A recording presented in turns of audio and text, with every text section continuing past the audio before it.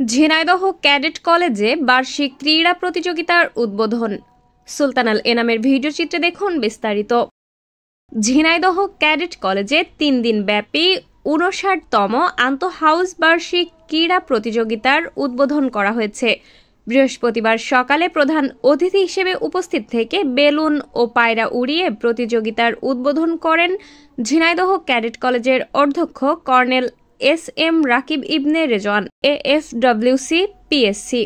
সে সময় উপস্থিত ছিলেন ঝিনাইদহ ক্যাডেট কলেজের উপাধ্যক্ষ Mohammad Shafiq Uddin, adjutant major Mohammad Sarfaraz Newaz, PSC G, medical officer major Nuruzzaman Turja ও কলেজের শিক্ষক কর্মচারীবৃন্দ।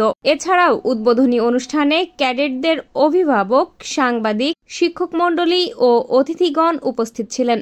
প্রতিযোগিতায় ক্যাডেটরা 33টি ইভেন্টে অংশগ্রহণ করবেন।